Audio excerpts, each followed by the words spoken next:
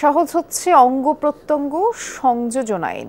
বিশেষ শর্তে নিকটাত্মীয় ছাড়াও দেহাঙ্গ দান করা যাবে। সোয়াব ট্রান্সপ্ল্যান্ট বা ভিন্ন দুই গ্রহীতা ও তাদের আত্মীয়দের মধ্যে ব্লাড গ্রুপের মিল পাওয়া গেলেই অঙ্গ দেয়া বা নেওয়া যাবে। অস্ত্রোপচার হতে হবে একই হাসপাতালে একই সময়ে। নিকটাত্মীয়ের মধ্যে ব্লাড গ্রুপ ম্যাচিং না হওয়া রোগী এবং তাদের আত্মীয়দের তথ্য নিয়ে জাতীয় তথ্য ভান্ডার করা হচ্ছে। শ্রীলঙ্কা আবারও রপ্তানিতে শীর্ষে।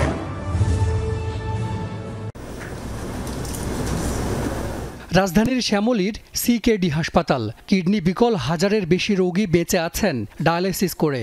৭০০-র মতো অপেক্ষায় আছেন কিডনি প্রতিস্থাপনের জন্য।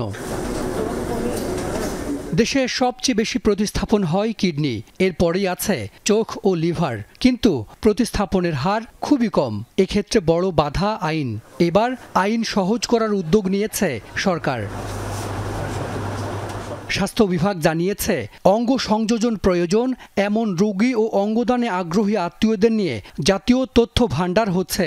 অঙ্গ বদলাবদলির পরিধিও বাড়ানো হচ্ছে। নিকট আত্মীয় হিসেবে ভাতিজা ভাতিজি, ভাগ্নে ভাগ্নি এবং সৎ ভাই বোনকেও অন্তর্ভুক্ত করার প্রস্তাব করা হচ্ছে।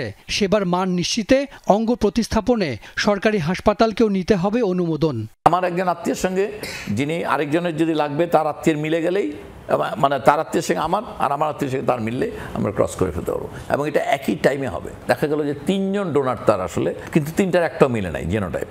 তো 3 জন ডোনারের কি ডাটাবেজে আছে, তো 3 জন যে কোনো একজনের সঙ্গে মিলে গেলেই সে এক্সচেঞ্জ করতে পারে তার সঙ্গে যার মিলে যাচ্ছে। মানে এতে পসিবিলিটিস গড়ে বলা হয় প্রায় ৫ থেকে 10% ম্যাচিং বেড়ে যাবে।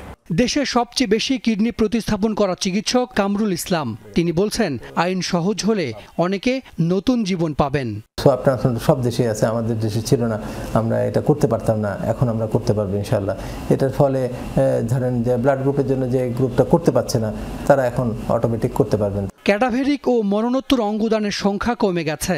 উৎসাহ বাড়াতে মরণোত্তর অঙ্গদানের ঘোষণা দেওয়া ব্যক্তিকে রাষ্ট্রীয় অনুষ্ঠানে অতিথি হিসেবে আমন্ত্রণ জানাবে সরকার।